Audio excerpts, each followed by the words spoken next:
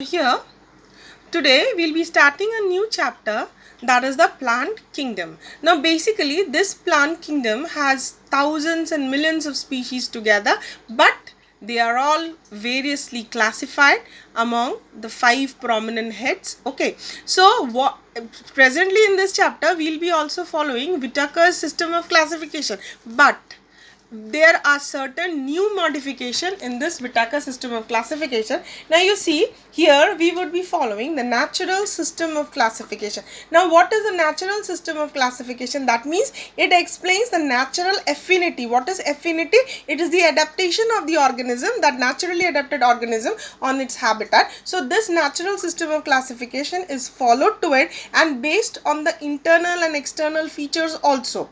Okay, now here another system is also involved in this classification, that is known as the phylogenetic classification system. What is phylogeny? It is basically the evolutionary history of classification. That means the predecessors, and the predecessor means that organisms that proceeds, that means follows forward, and that comes the later. Okay, former and later organisms, that is also involved in it. And then latest version that is follows today is known as a numeric classification, numeric taxonomy. Taxonomy is classification, as we had done earlier.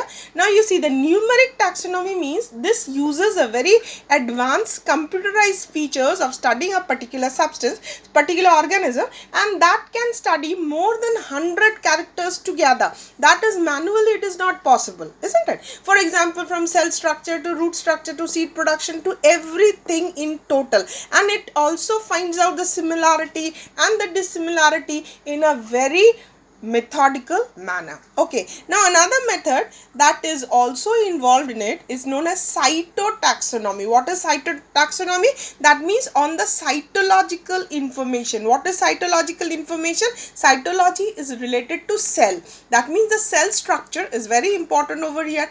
And chemotaxonomy. What is chemotaxonomy? The chemical constituents of the plant to resolve the confusion. So this is very basic. Now if you see here in a nutshell, in this chart form, you see it's just concentrated form, rather whatever is in the chapter, it is more condensed here, and I have made it into points. You see, and it is important you look at it. See, plants, that means this is the plant kingdom, has been broadly divided into algae, bryophytes, pteridophytes, gymnosperm, and angiosperm. These are the 5 broad categories. Now if you get into the detailed chapter, maybe it's not so much detailed in your book, but for your information I am telling. See, basically this algae, phylum algae, bryophytes and pteridophytes, they don't have a true root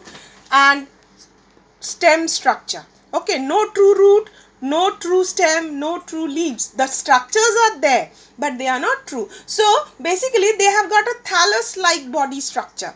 Okay, that composed of the root, the stem, the leaves all together, and basically it is a thallus like structure. So earlier this algae, bryophytes and pteridophytes has been kept under the thallophyta. Okay, so now here the structure remains the same. See, algae, bryophytes and pteridophytes, basically they don't have a true structure, true root, true stem, but they have structures that is similar to the root, and the function is also same. So that is there. See, now algae has been divided into 3 classes. Okay, one is chlorophyceae, presence of green color.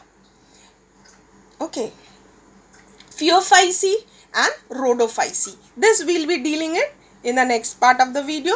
Bryophytes includes the liverwort and mosses. Pteridophyte, basically it's a one total structure, no other further division is there. And the gymnosperm has been categorized into the cycas and the pinus, and later the angiosperm into dicot and monocot. We would be dealing later. Now here you see in your book. Okay, so we are dealing with this chapter, the kingdom plantae. Okay, now we have already done the natural classification system. Now here the taxonomy, the phylogenetic classification, the numeric taxonomy, the cytotaxonomy and chemotaxonomy. Okay, now here you see this is the algae. Now what are algae? See, basically algae are green unicellular to multicellular, but here the multicellular structure is not there. Okay, now you see, I was telling the thalloid. What is thalloid? It is just a structure that resembles the root and the stem. And autotrophs. Autotrophs means what? They are capable of preparing their own food. And what you see? They are large aquatic. See, algae are aquatic, just like any other organism. Animals also I'll come to later, but they are aquatic. Okay, both they are freshwater and marine organisms. Okay, now if you see the evolution of, in the evolution history of both plants and animals, life began in water first. Okay, so they also occur. Now see, they form an association lichens, as we had done, isn't it, in our earlier chapter, and animals also. Now for example, there are no multicellularity, but they have got a colonial organisms. What is colonial organism? Cells are different. Unicellular animals, they aggregate together like volvox. They exist in a colony. Okay, round volvox colony.